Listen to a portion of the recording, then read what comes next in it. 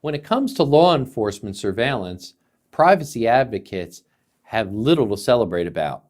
So what's got them so excited these days? I'm Scott Schober, and this is your 2-minute cybersecurity briefing.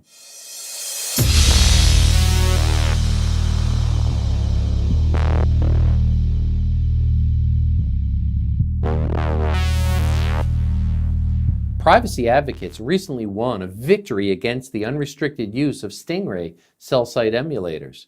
On November 9th, Illinois Judge Ian D. Johnson ruled law enforcement agencies must take steps to minimize the impact on innocent bystanders caught up in the Stingray surveillance dragnet, and that law enforcement must immediately destroy collateral data collected. So how is all this data being collected and why? Back in August, I spoke to a reporter at the Wall Street Journal about Stingray devices.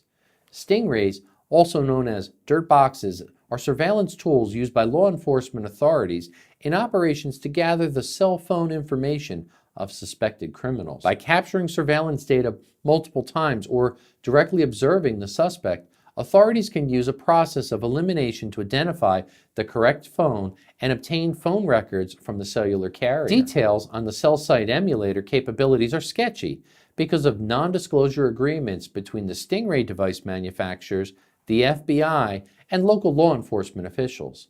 What is known is Stingray devices simulate a cellular tower and can identify the phone and location of the user. They are also capable of uncovering who is being called, and with some devices, even the contents of the conversation.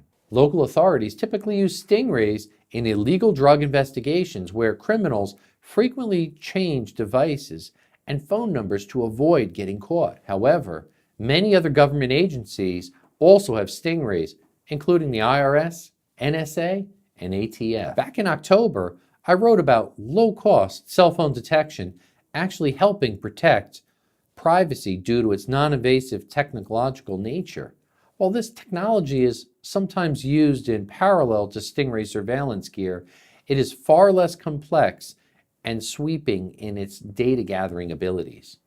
What really worries privacy advocates most is that Stingrays can sweep up the information of unrelated parties along with the suspects. Judge Johnson's ruling imposes 3 requirements on law enforcement agencies using Stingray devices. Authorities must make reasonable efforts to minimize the capture of surveillance data from the phones of non-targets. They also cannot capture data from locations that would expose an inordinate number of people, such as a public ceremony or sports event. They must destroy all surveillance data that does not pertain to identifying the subject phone within 48 hours. One thing is for certain, though, this isn't the last time we'll be hearing about Stingrays and privacy issues. A case regarding protection for historical cell phone records is on its way to the Supreme Court and could have ramifications for future Stingray use.